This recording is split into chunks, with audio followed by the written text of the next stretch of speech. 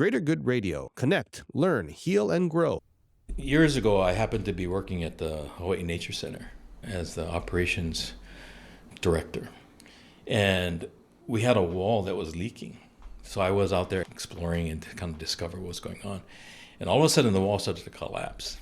And because of my martial arts and athletics, I said, no problem, I just jump in. Well, I saw this debris and I had to avoid the debris. So when I landed, my foot went that way and my body went the other way. And I heard boom, I could feel it all the way to the top of my head. So I knew something happened with my knee. But the minute I lay down, I got on the ground, in my mind, it was clear that this was Pono. This was appropriate. Why? Because at the time, I was already engaged in the exchange and training of Hooponopono. The principle of Pono is to be in the right place at the right time for my good and the good of others. At that moment, I knew that was Pono. Leading up to it, I had been praying a quiet prayer to get off this rat race. I could feel my foot on the pedal, speeding down the freeway of life and realizing I can't take my foot off the pedal. All of the metrics of success that I was enjoying at the time was taking me down this path. And internally, I understood this is risky. Not that I was doing anything really risky, but I was just moving very quickly. It was sitting on numerous boards at the time, every board but a surfboard. Never bored.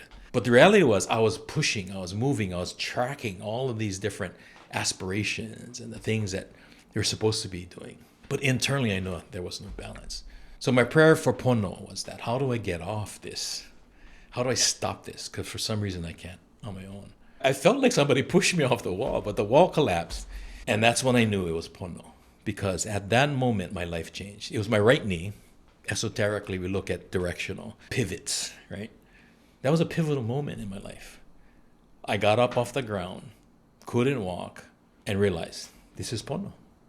I ended up in the hospital having to have surgery. Did I want any of that? Absolutely not. But did I ask for it? Certainly did.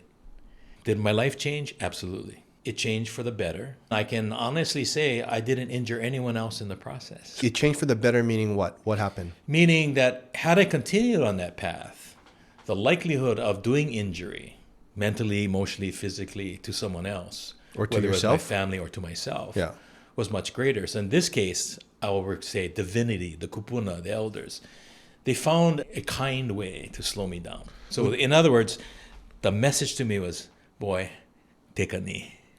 There was humility in that. There's humbling experience of being on the ground, on my knee, and literally taking my future, the right side, esoterically, and saying, you got to shift, bro. So it was a pivotal moment. That would be koho'ia or what? That's one way of looking at it. Yeah, you could say that. Destiny chooses you. When John DeFries and I were talking about it, it's like getting voluntold by the universe. Yeah. Right? I think there is that. But I think you can also surrender and you can actually offer yourself to that. Because I think the universe wants to support you. And if you want to fight it, then it gets tough. Yeah. Right? But I think to this extent, I had already surrendered. Just didn't know how to raise the flag. Actually take the steps to do it. Gave you some help. It gave me some help. Right? Like you're not doing it yourself, so we'll give you a little bit of help. And I think in many ways, we go through these episodes in our lives. And if you can lay it out in that perspective, then you can thank the knucklehead in front of you for showing you something about yourself that caused you to move, to quit, to leave, to do something. That 10 years later, you realize, wow, I'm exactly where I want to be because of that chucklehead 10 years ago or that incident that made me move because I couldn't do it on my own at the time. Some of us haven't really developed the capacity to say, I'm done, or this isn't serving me or you. So rather than wait for you to fire me, right, or to create a condition that causes me to move because I can't make the decision on my own, which is a tendency. People will create a reason or an excuse because they can't operate on the reasons that they have. I really don't like this, but I don't have the courage to really tell the people that. I want to get out. I don't know how. And so we create conditions in our lives that do it for us.